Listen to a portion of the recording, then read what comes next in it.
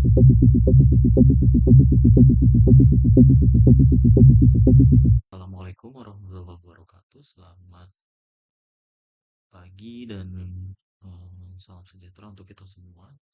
Untuk kali ini saya perwakilan dari penelitian muda untuk tahun 2003-2004 dengan judul Pengembangan Optimasi Penentuan Lokasi Kejadian Bencana Alam dengan Algoritma Regresi Linier Sederhana dan Berganda berbasis multi platform. Di sini saya sebagai ketua, Lutfi Sumo Eskom Mkom dan satu anggota Rahmat Rian Hidayat Eskom Mkom dengan materi yang saya jelaskan sudah saya ini yaitu latar belakang atau abstrak, pendahuluan, metode penelitian, hasil dan pembahasan, diskusi dan kesimpulan saran. Latar belakang untuk penelitian yang saya kami ajukan yaitu pada akhir tahun ini sering bencana terjadi di Indonesia khususnya di sekitar Jabodetabek seperti banjir, cuaca ekstrim, tanah longsor dan kebakaran. Dari beberapa bencana tersebut dapat dibuatkan sebuah pendeteksi lokasi kejadian bencana alam dari berbagai data sumber website, berita nasional, kemudian dijadikan data proses yang dikomunikasikan dengan algoritma regresi linear sederhana dan regresi linear berganda. Dengan ada kombinasi algoritma tersebut, diharapkan mendapatkan akurasi yang tinggi dalam menentukan lokasi kejadian bencana alam berbasis multi platform. Pada tahun 2023 kemarin, fenomena bencana alam banyak terjadi khususnya di Indonesia ya. Dari katadata.co.id, sekitar BPNBPB atau Badan Nasional Penanggulangan Bencana dari 1 Januari sampai Juni 2023 tahun kemarin tuh sekitar 1.718 peristiwa bencana.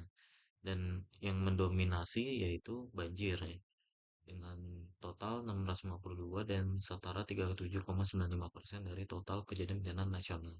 Kemudian ada 585 peristiwa cuaca ekstrim, eh, kemudian ada 315 tanah longsor, 131 kebakaran hutan, 18 gelombang pasang atau abrasi, 13 gempa bumi, serta erupsi gunung api masing-masing 2 kejadian.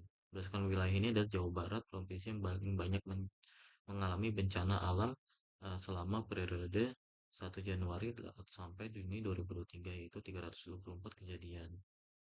Diikuti Jawa Tengah dan Jawa Timur masing-masing 316 kejadian dan 88 kejadian. Jadi sekitar seluruh kejadian tersebut membuat 2,85 juta orang menderita dan mengungsi, 5.487 orang luka-luka, 194 orang meninggal dunia, dan 8 orang menghilang. Ini contoh grafiknya yang tadi sudah disebutkan. Paling tinggi adalah banjir, kedua cuaca ekstrim, ketiga tanah longsor.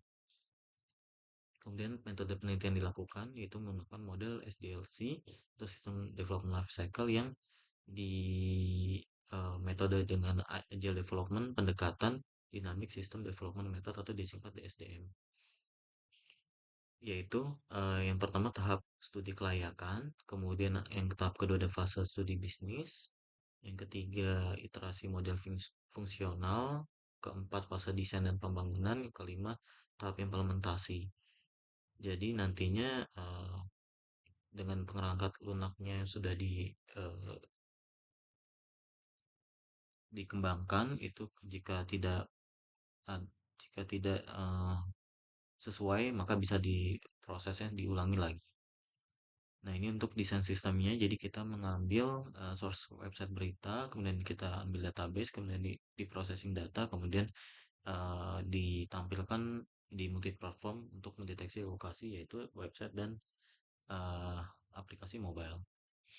Untuk alat processingnya yaitu data website berita kita ambil, kita text filtering, kemudian dikombinasi dengan algoritma regresi linear sederhana dan berganda.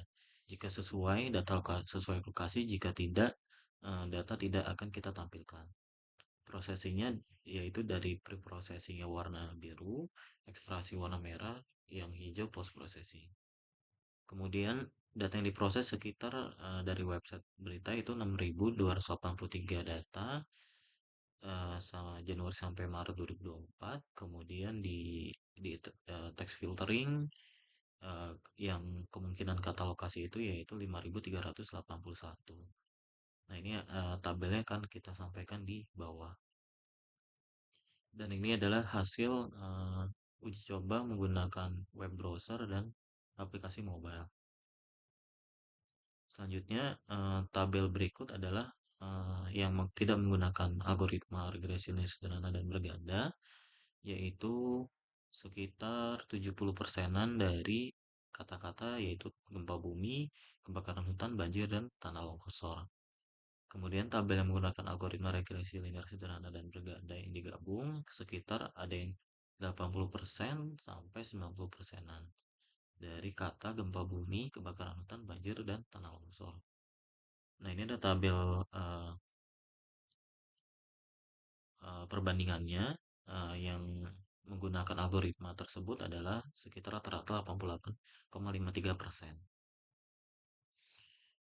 eh, Diskusi hasil pembahasan yang tadi dapat disesuaikan dengan mata kuliah yang ada di Universitas Mercubuana, Fakultas Ilmu Komputer, Prodi Teknik Informatika, yaitu data mining lanjut, yaitu menggunakan algoritma regresi linear.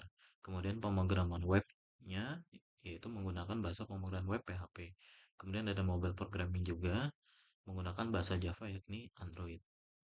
Dari kesimpulan dari penelitian yang telah dilakukan, dari pengelolaan data kejadian bencana alam, kejadiannya yaitu sekitar yang tidak menggunakan algoritma regresi linear sederhana dan berganda sekitar 72,54%.